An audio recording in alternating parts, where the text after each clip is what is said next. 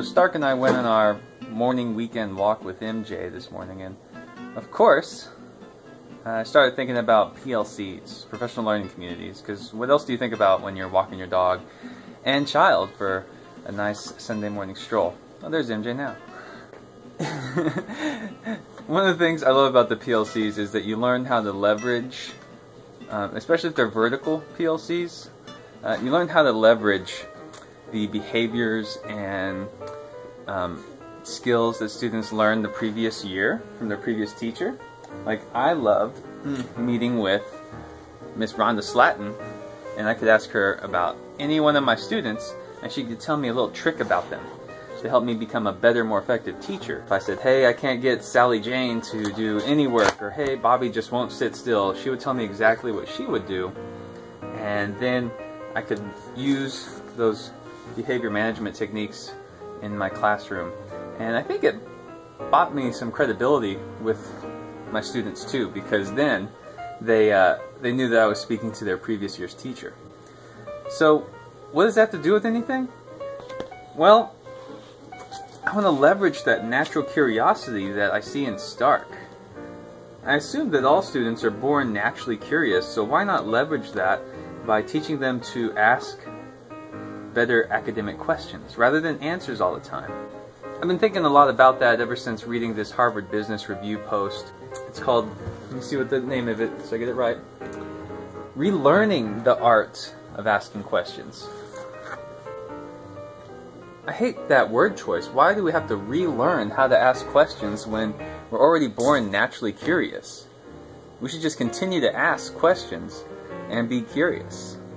My hope is that when Stark is a student, that he will continue to ask questions, not be afraid to be wrong, and speak up when he doesn't understand something.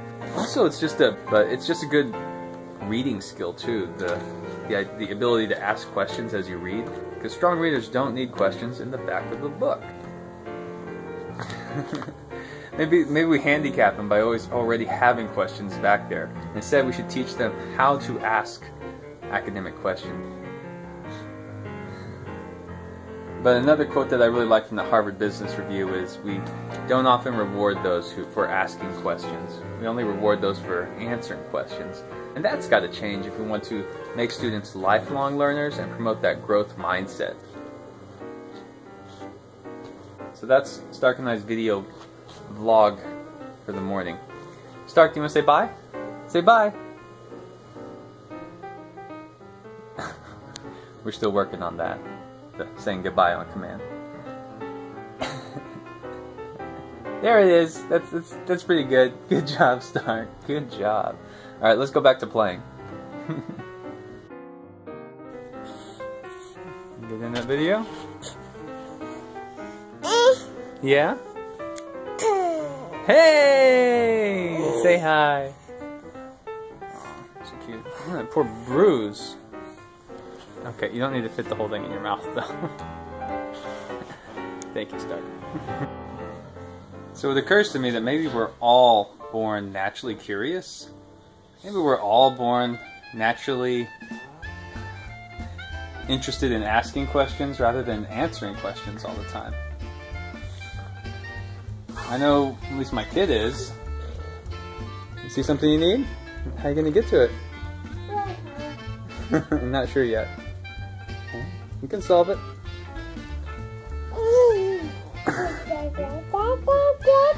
Okay, you can kiss up to Daddy and he'll get you what you want. You just want this. But then I can't hear you speak. There you go. One thing I hope for my son is that he'll never stop asking questions. I want him to continue to ask questions about everything we read and everything we do. And he'll explore those and come up with solutions on his own. Thanks, Stark.